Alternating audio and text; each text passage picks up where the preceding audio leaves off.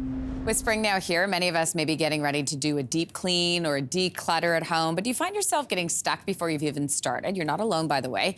Joining us now to talk about some of the psychological obstacles that could be getting in your way, clinical psychologist Anne-Marie Tosco. Nice to see you.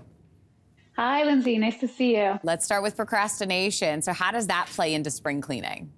Yes. So what I've learned over the years about procrastination is that it's often linked to perfectionism, and if not quite perfectionism, at the very least, the desire to do things well or to do things fully. So it's the idea of if I can't do it fully, I'm going to push it back and push it back, and I might not even do it at all. It's kind of this go big or go home kind of vibe. I get that. Keep going. Sorry, go ahead. Yes, no, of course. And what people really need to know, and I'm talking to myself as well here, I work through this, cleaning out one junk drawer is so valuable. Cleaning out one shelf of that big garage is so valuable. It doesn't have to be done fully or perfectly to be good. That's a good reminder, especially for somebody like me. It doesn't have to be done fully. Guilt is also a big factor when it comes to purging or getting rid of things. Walk us through that. Yes, so I often think about parents who are getting rid of their children's old stuff or giving them away, rather. And so, what I've learned about guilt over the years is that it's anger turned inward. It's like, I've done something wrong. I'm doing something bad. I'm being an inadequate parent or an insensitive parent. The thing is, we all need to stand up to guilt. Guilt can cause a lot of trouble in our lives, depression being one of them, by the way. So it's the idea of standing up to it and basically being able to say, am I really doing something wrong? And if you can't let yourself off the hook, I'm sure some of your family members in that household will. Anne-Marie, what is a scarcity mindset?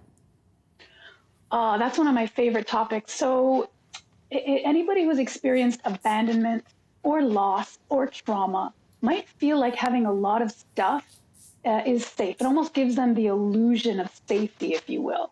We can do that with stuff. We can do that with food. My mom has given me permission to talk about her on live national television here, but she grew up in a post-World War II Italy.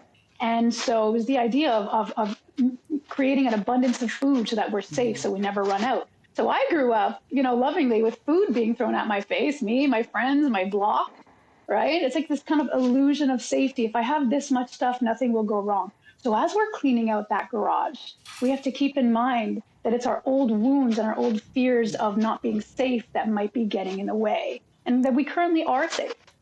And then, so how does low self-esteem play into all of this? Yeah, what I've learned about low self-esteem is that it's often related to making your self-worth be dependent on other people, on what other people think of you, what other people say about you. And sometimes it's based on my self-worth is related to what I have or how much I have, right? When in truth, self-esteem, it's so hard, it's a lifelong process, has to come from within. And nothing on the outside can give you that kind of love and that kind of compassion that we can give ourselves and we need to give ourselves. Is it possible that someone may be using clutter as some sort of defense mechanism? Absolutely.